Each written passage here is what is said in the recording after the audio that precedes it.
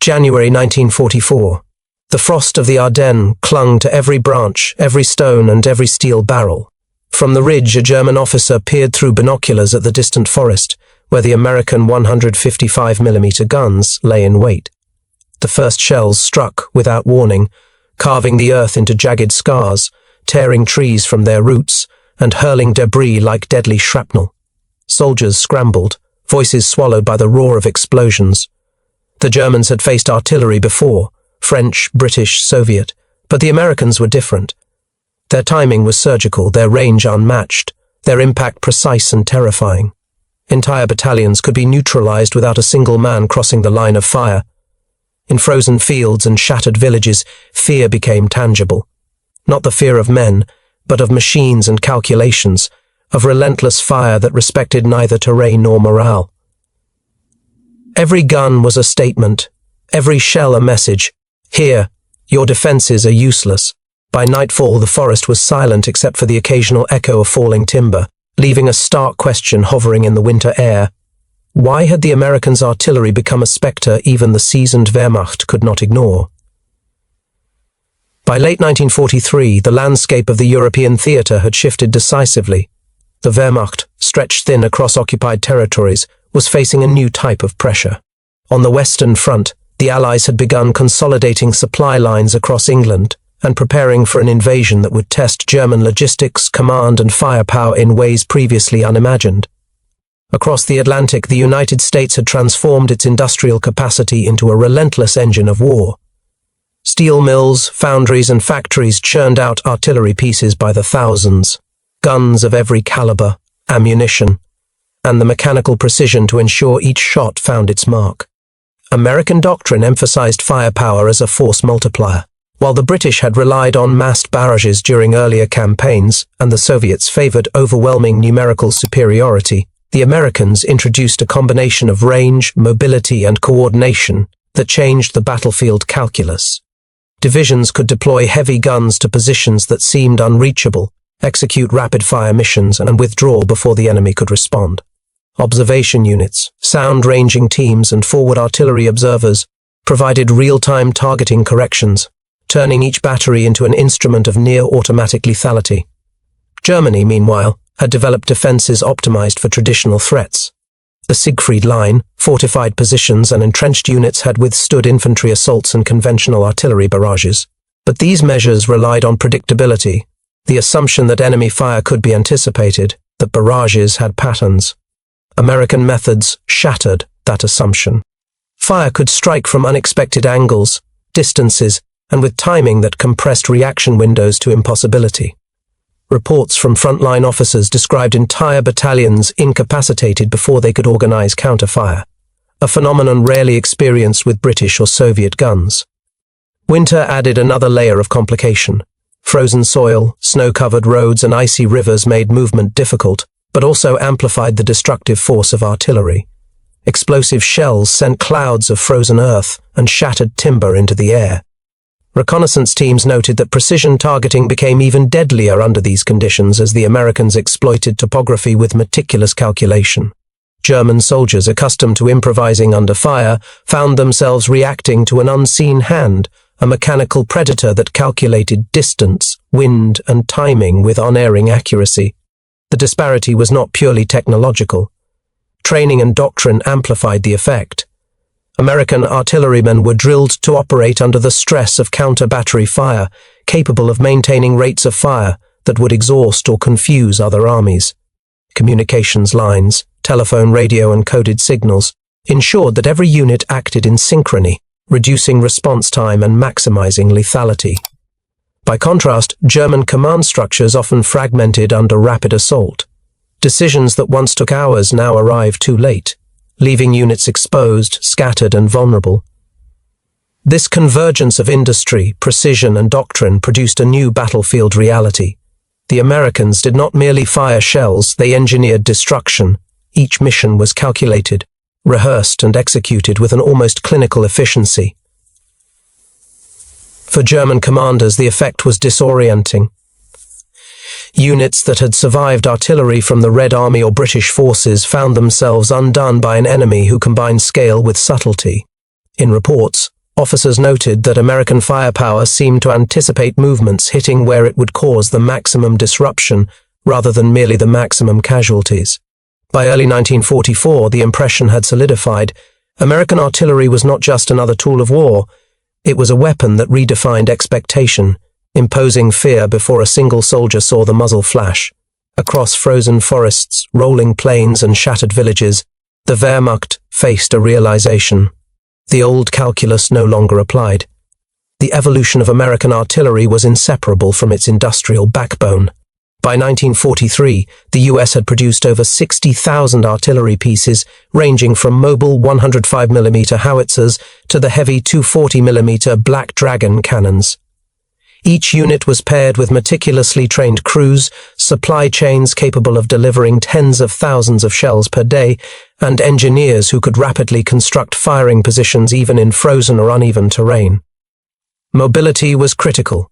Guns could be deployed, fired, and relocated within hours, preventing the enemy from organizing effective counter-battery strikes. Forward observation was a cornerstone. Spotters in tree lines, atop buildings, or in captured terrain relayed precise coordinates, often using rudimentary maps and theodolites, but with an accuracy that rivaled modern systems. Liaison with air reconnaissance planes further refined targeting, allowing fire to strike deep into enemy formations or logistical hubs, disrupting movement and morale simultaneously. German units often described the sensation as being watched by a calculating, invisible enemy, one whose understanding of the battlefield seemed superhuman. Tactically, the Americans integrated artillery into every operation rather than reserving it for pre-planned offensives.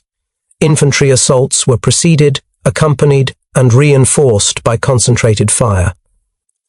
Armor columns were supported not merely with suppression fire but with targeted destruction of flanks, bridges, and choke points. German defensive doctrine, emphasizing strong points, layered trenches, and counter-artillery positioning, proved inadequate against these flexible, multi-dimensional strikes. Even when German guns responded, the Americans' coordination and rate of fire frequently neutralized counterattacks before they could gain traction. The contrast with British and Soviet practices was stark. British artillery, while historically formidable, often relied on overwhelming barrages that required pre-registration and lengthy preparation, making them predictable. Soviet artillery, though massive in volume, lacked the precision and integration that characterized American doctrine. It was the combination of scale, calculation, and mobility that created a lethal synergy. Germans quickly recognized this difference in field reports, where Soviet barrages caused attrition.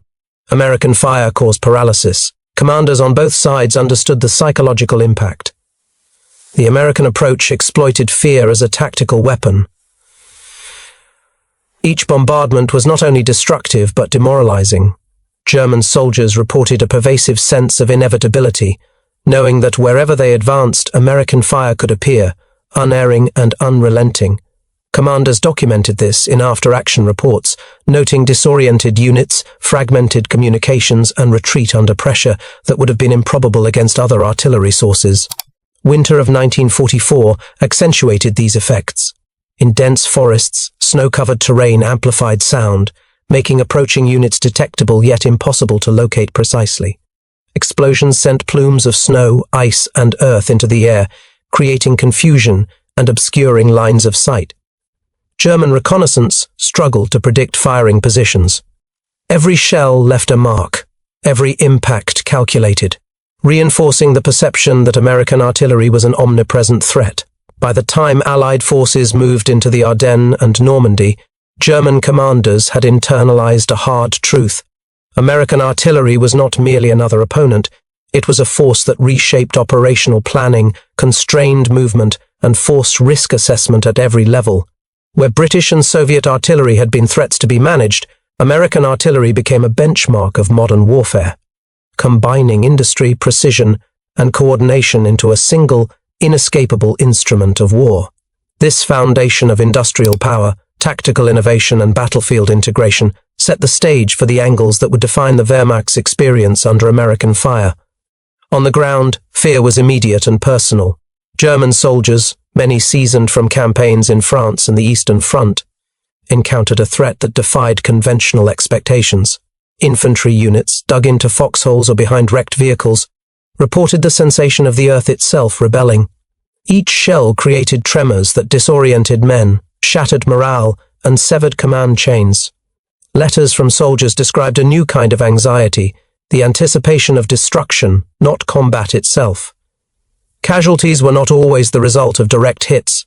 The psychological weight of incoming fire, the sudden loss of comrades and the disruption of routines created units that were tactically compromised before the first charge or counterattack.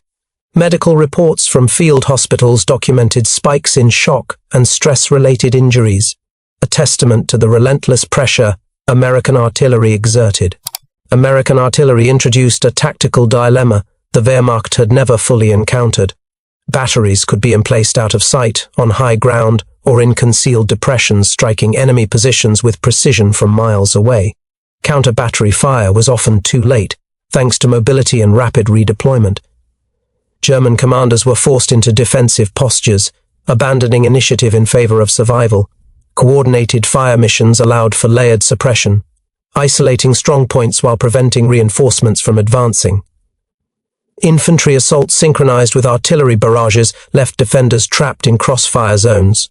The result was a battlefield where speed and coordination dictated survival, not sheer numbers. The Americans' edge was rooted in technology. Advanced range-finding equipment, meticulous calibration of guns, and standardized shells created predictable, deadly results. Sound-ranging teams, paired with forward observers and aerial reconnaissance, enabled rapid corrections in targeting. Even in adverse weather, American fire maintained accuracy. In contrast, German equipment, though effective, lacked the integration and precision necessary to neutralize these strikes. Communication delays and reliance on pre-established firing patterns often rendered counter-battery efforts ineffective. The Americans did not rely solely on explosive power. They engineered every shot to exploit terrain, cover, and structural vulnerabilities, amplifying the effect beyond raw destruction. Command decisions shaped the interaction between American artillery and German defenses. American officers exercised decentralized control, empowering lower echelon units to execute fire missions rapidly, reducing response time and increasing battlefield adaptability. Forward observers could request strikes independently, integrating real-time intelligence into fire plans. German officers, bound by hierarchical structures and rigid defensive doctrine, often found themselves unable to react swiftly. Reports from the front highlighted the tension between order and survival. Units following protocol were decimated, while improvisation was punished by exposure or friendly fire risk. Leadership, therefore, was not just about strategy. It dictated whether units could endure or collapse under artillery pressure. From the German perspective, American artillery was a revelation and a threat that defied prior experience. Intelligence reports initially underestimated the scale and precision of U.S. firepower. Reconnaissance often located batteries only after strikes had begun, leaving units vulnerable. Field reports described an almost mechanical inevitability. Wherever a German unit maneuvered, American fire found it. Unlike Soviet barrages, which relied on volume, or British preparations, which could be anticipated, American fire combined unpredictability with coordination. German officers noted that positions previously considered defensible, trenches, pillboxes, and fortified villages, were rapidly neutralized. The psychological impact amplified tactical success.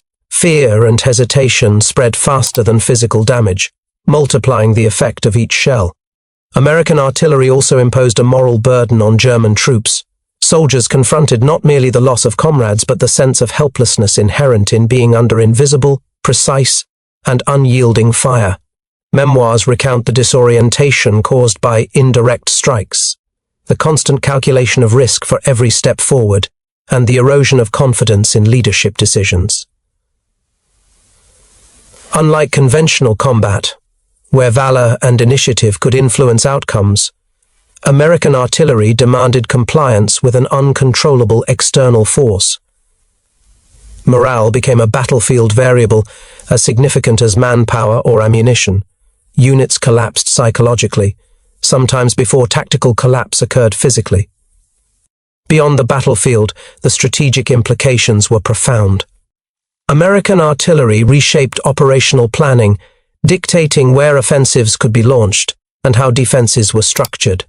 The Wehrmacht had to allocate disproportionate resources to counter battery efforts, diverting artillery from other sectors. Supply lines, roads and bridges became prime targets, slowing troop movements and limiting operational flexibility. Intelligence and logistics were forced to adapt to a relentless, mobile threat capable of striking with precision across a broad front. Commanders recognized that American firepower allowed the Allies to impose tempo, control geography, and shape the battlefield before infantry and armor arrived. The convergence of these angles, human, tactical, technological, leadership, enemy perception, and moral, illustrates why German forces treated American artillery differently than other Allied firepower. The threat was multidimensional, combining immediate destruction, psychological disruption, and strategic control. The following analysis of the turning point in key engagements will demonstrate how these factors culminated in decisive battlefield outcomes.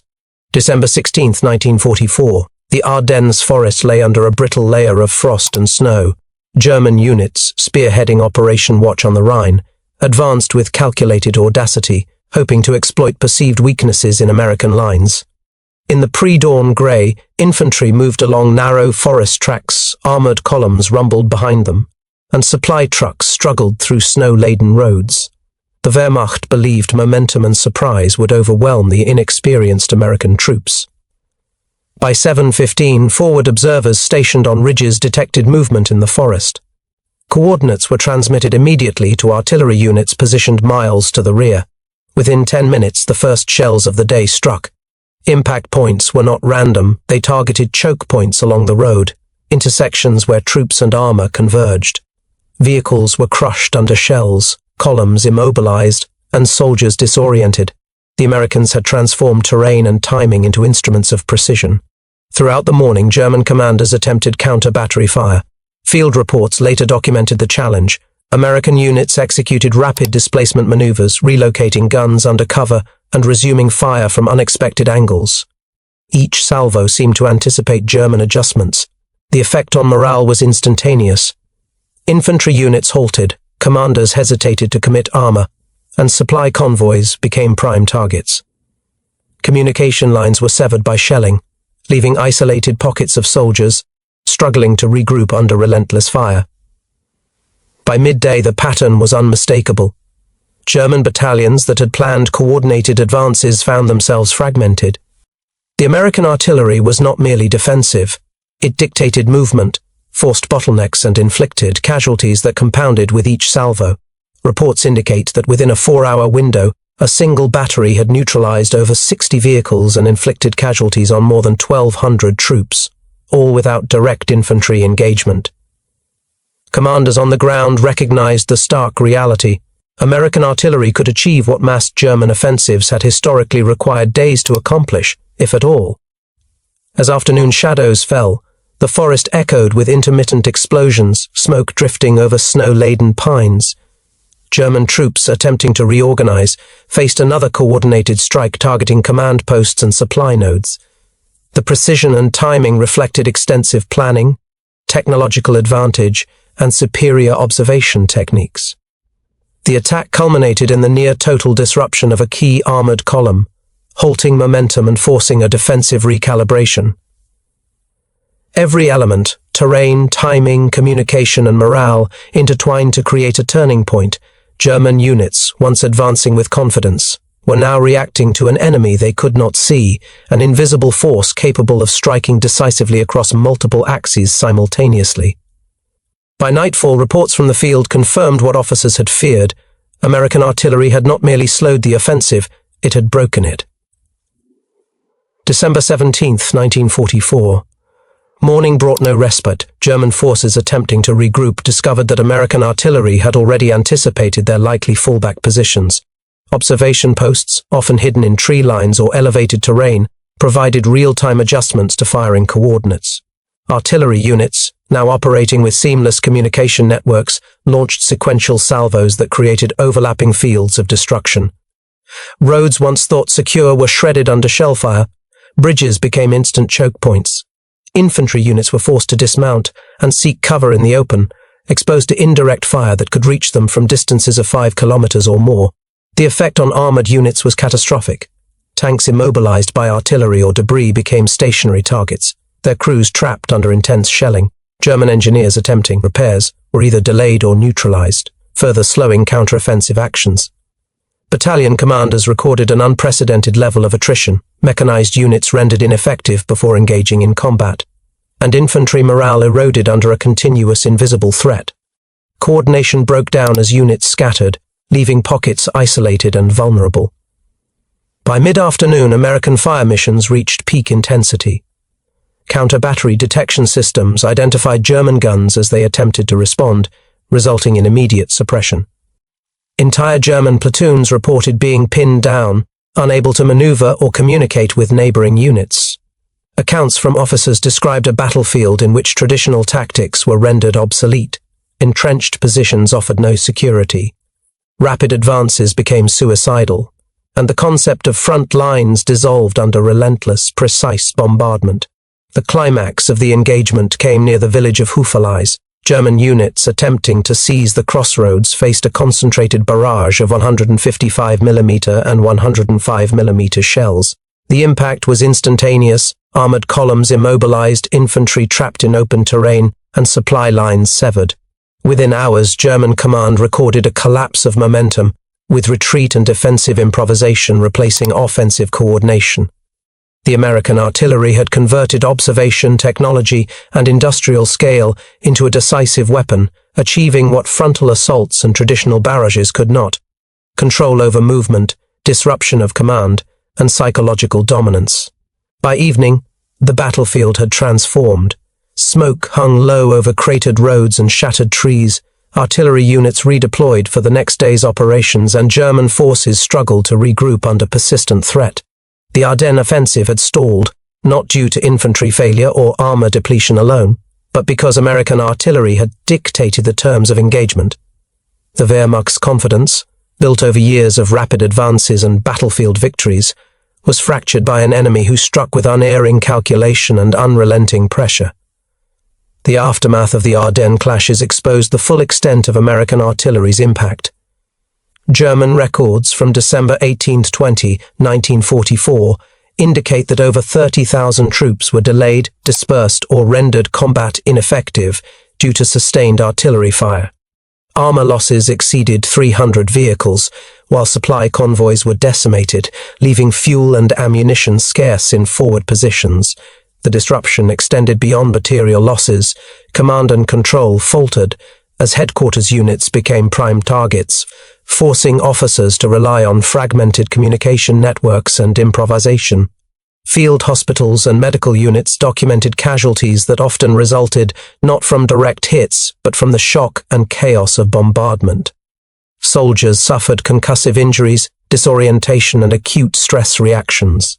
Letters and diaries recovered later depicted widespread fear, disillusionment, and a sense of inevitability.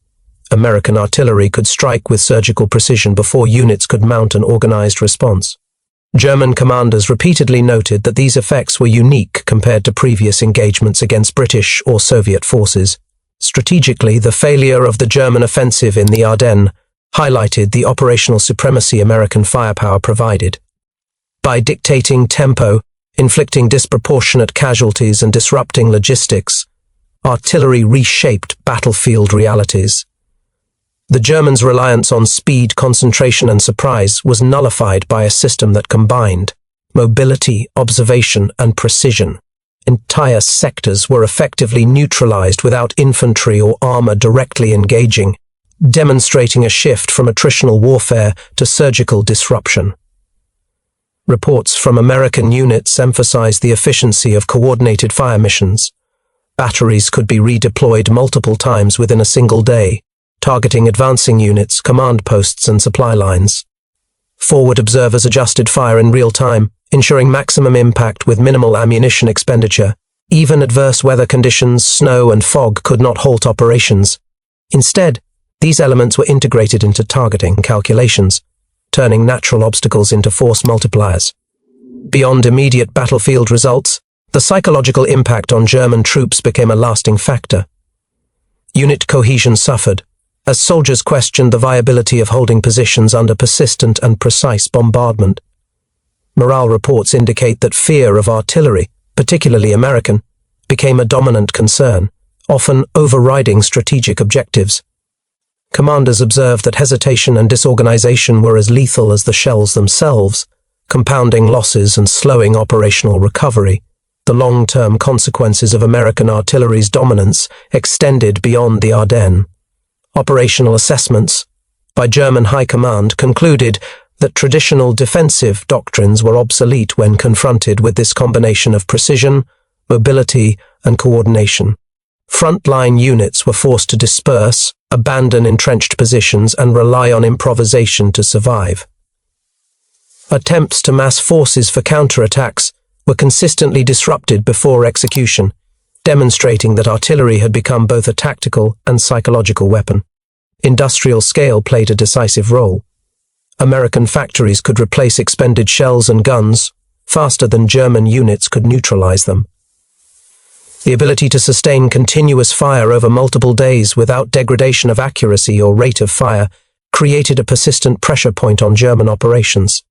Supply shortages, which might have affected British or Soviet artillery, were minimized. Each engagement, therefore, compounded both immediate and cascading operational effects. Casualty analysis reinforces this impact. Estimates suggest that in key Ardennes sectors, American artillery contributed directly or indirectly to over 15,000 German casualties in under 3 days. Tanks, trucks, and artillery pieces were destroyed or immobilized in numbers that exceeded expectations based on conventional doctrine.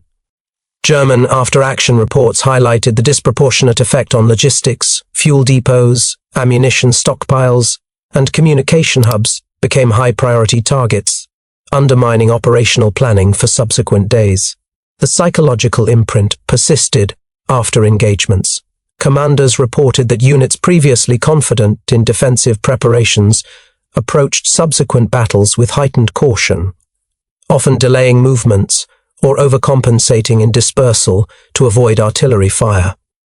Soldiers described an acute awareness of invisible threats where terrain could no longer be relied upon for protection.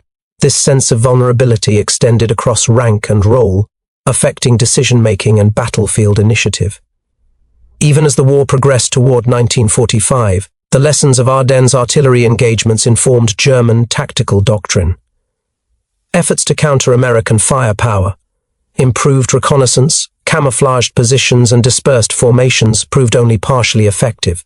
By contrast, the Americans refined integration of artillery, infantry, and armor, exploiting both tactical precision and psychological leverage. The decisive role of artillery had been established. It was no longer a supporting arm of operations, it was a primary instrument of control, shaping the battlefield before the first shot of infantry or tank engagement. American artillery redefined the boundaries of modern warfare. It was not merely a tool of destruction, but an instrument of control, mechanical, precise, and psychologically potent. The Germans, accustomed to calculating risk based on manpower and terrain, encountered a force that imposed its own rhythm on the battlefield, reshaping decisions before they could be enacted. Every shell combined industry, observation, and timing, demonstrating that lethality was as much a product of coordination as of explosive power. The Ardennes, frozen and silent between strikes, became a laboratory of human endurance, technological integration, and operational strategy. Soldiers confronted the invisible architecture of firepower, commanders recalibrated doctrine, and entire offensives were defined by the reach and precision of distant guns. The lesson was stark. Artillery had evolved from a supporting role to a decisive arbiter capable of shaping events at both tactical and strategic levels. In historical terms, the American approach foreshadowed the mechanized, networked battlefields of the late 20th century. It demonstrated that industrial capacity, technical training, and procedural discipline could surpass sheer numbers, breaking enemy cohesion without requiring traditional frontal assaults. Human resilience, while formidable, was subordinated to calculation and coordination, signaling a shift in how wars were fought, planned, and remembered. Ultimately, the fear the Wehrmacht felt was not of the guns themselves, but of what they represented, an immutable, precise, and inescapable force. Artillery became a lens through which the evolution of modern warfare could be understood, a silent, unrelenting arbiter of life, loss, and the inexorable advance of military science.